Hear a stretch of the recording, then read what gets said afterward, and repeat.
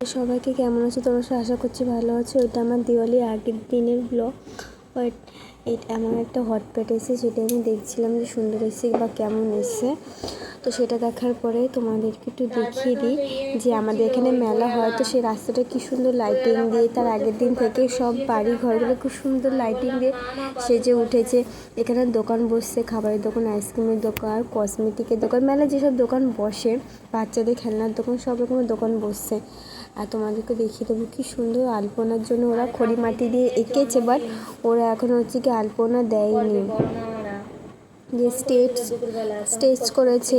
খুব সুন্দর অনুষ্ঠান হয়েছে। তোমাদেরকে দেখো আলপনাটা দেখিয়ে দিলাম।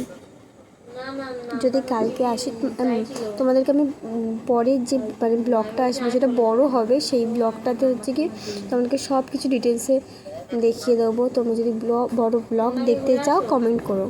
তো তোমাদেরকে দেখিয়ে দিলাম আমাদের মেলাটাও খুব সুন্দরভাবে হয়। এই যে স্টেজগুলো দেখো তোমরা, এই দেখো আলপনা দিয়েছি কি সুন্দরভাবে। দেখো লাইটিং কত দূর অব্দি লাইট।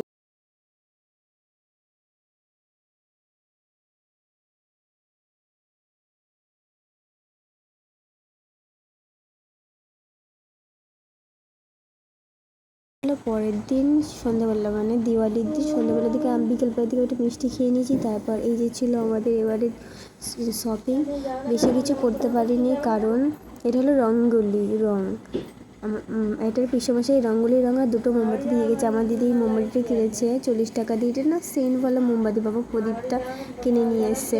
এবছর রঙ্গোলি দিতে পারিনি একটাই কারণ আমার দিদি মেয়ে সুনন্দ খুব ছোটো, দিদি দিতে বারণ করে দিল, কারণ ও যদি তুলে গালে ফালে দেয়, ওই জন্য আমি আর দিইনি রঙ্গোলি, নয়তো প্রতি বছরই দেওয়া হয়। তো এখানে মোমবাতিটা জ্বালিয়ে নিচ্ছিলাম। আমার খুব সুন্দর লেগেছে, মোমবাতিটা খুব পছন্দের হয়েছে। এবারে দিওয়ালির শপিংটাও খুব সুন্দর হয়েছে। বেশি কিছু হয়নি, বাট যে কটা সব প্রদীপ দুটোও খুব সুন্দর, খুব সুন্দর। ক্যান্ডেলগুলোও খুব সুন্দর, আমার খুব ভালো লেগেছে। ঠাকুরকে দিয়ে দিলাম, ঠাকুর ঘরেই থাক, সুন্দর গন্ধ বেরোবে। তারপর একটু গণেশকে আরতি করে নিলাম ওই ক্যান্ডেলটা দিয়ে। মহাদেবকে একটু আরতি করে নিলাম ক্যান্ডেলটা দিয়ে। আমার ক্যান্ডেলটা সত্যি খুব পছন্দ হয়েছে। তারপরে আমি প্রদীপ জ্বালিয়ে আকাশ দ্বীপ দেখিয়ে দিলাম। মানে এটা তো কার্তিক মাস চলছে, তো প্রথম মাসে হচ্ছে কি দ্বীপ দেখাতে হয়, সেই জন্যই ঘিয়ের প্রদীপ দিয়ে দ্বীপ দেখিয়ে দিচ্ছিলাম।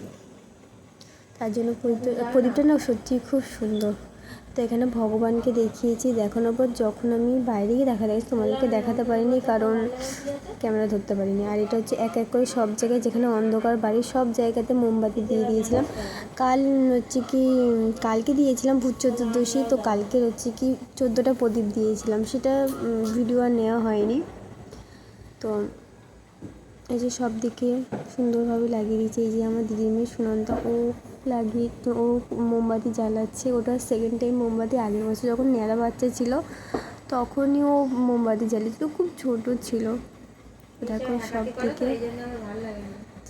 মোমবাতি দিয়েছি, সব থেকে সুন্দরভাবে মোমবাতি। রাস্তা এটা গেটের সামনে তুলসীতলা খুব সুন্দরভাবে দিয়ে দিয়েছে। এরকম আমরা রাস্তায় দিদির ঘরে মোমবাতি জ্বালাতে যাবো বলে রাস্তা দেখে সবাই দেখে মোমবাতি জ্বালিয়েছে, খুব সুন্দর। দিদি মোমবাতি ছিটছে, ও মোমবাতি জ্বালাবে। ছাদটা দেখো কি সুন্দর। এই অবধি আসি বড় ব্লগের জন্য